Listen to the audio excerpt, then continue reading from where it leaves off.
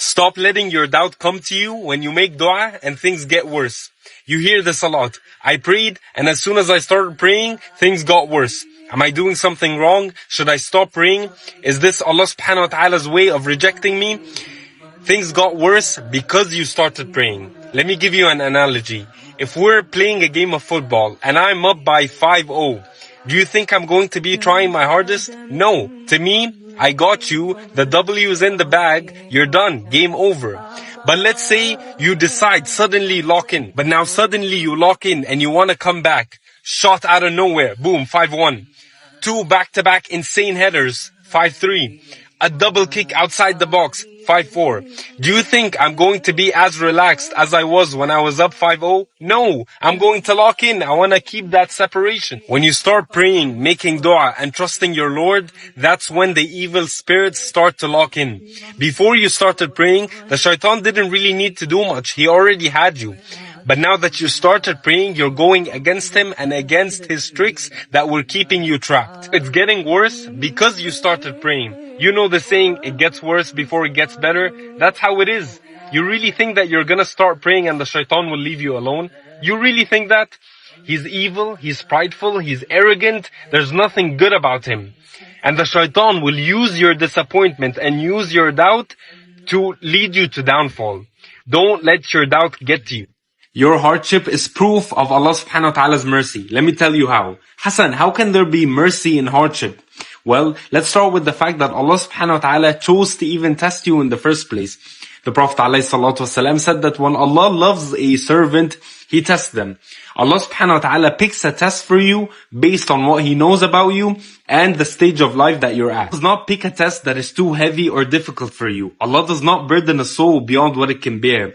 If the test is too difficult, then He would be setting you up for failure. And that's not something the most loving God does. At the same time, Allah Azza wa Jal does not pick something that is too easy for you. Why? Because it doesn't bring out your potential. Imagine you're working with a team on a massive project.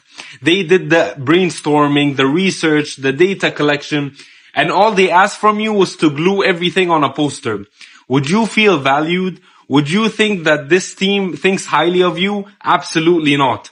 When Allah Azza wa Jal picks a test for you, He wants it to bring out your faith, your trust, bring out your personality and character, bring out a story that people around you can be motivated by and learn from. Allah subhanahu wa ta'ala has given you all the tools to overcome the test. And if you don't see it, Allah subhanahu wa ta'ala's creation is full of reminders that who we appear to be isn't always who we are. Take a caterpillar, for example. It's slow, it crawls, it eats leaves all day, and it doesn't seem like it can fly. However, according to its DNA, it's fully and completely a butterfly. Allah subhanahu wa ta'ala wired something that looks nothing like a butterfly identity. And because the caterpillar is a butterfly in its essence, one day it will show the characteristics and attributes of a butterfly. It will mature into the butterfly it was always meant to be. How do you expect Allah to change your life if your life never changes for Allah? We need to be intentional with Allah, especially when we speak to Him.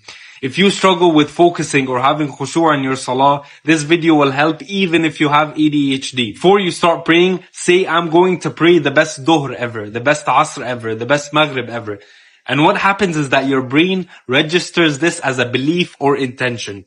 When your actions do not align with your beliefs, your brain experiences discomfort or dissonance. So in order to avoid that, the brain subconsciously pays attention to what you're doing correctly and improves it, and what you're doing wrong and correcting it. Why people say, I'm going to have the best day today. Their brain looks for everything to prove that statement to be true. A smile from someone, good weather, good food. Their brain filters everything out to match that belief.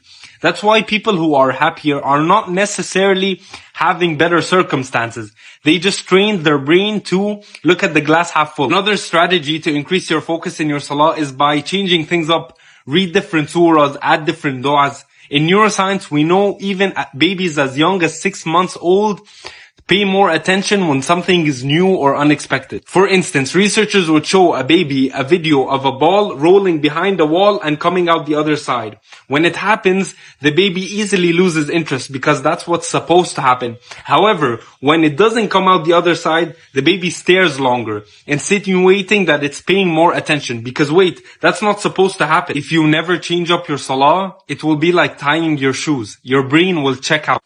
It's just a season. You need to understand that it's just a season. It's not your entire life. There are no bad endings for the people who trust Allah. And if you're in a bad situation right now, it means that it's not the end. Do not be stuck in a season thinking that hardship is the only thing that Allah subhanahu wa ta'ala has written for you. Do not fuel your own misery. The same way nature has its seasons, so do our lives. If you're in a bad situation or a bad season, understand that it too shall pass. Some seasons take longer based on the lessons that we have to learn or where we are on the journey. But remember, do not confuse a season with a cycle. A season changes with time, but a cycle only changes when you do. Every season has a greater purpose. Every season will contribute into the person that you will become and the blessings that you will receive. You don't want seasons, you want an easy, comfortable life with no hardship, okay fine, but then just don't ask for anything. A season is a ticket to become the person you want to become, to meet the people that you want to meet, to go to the places that you want to go.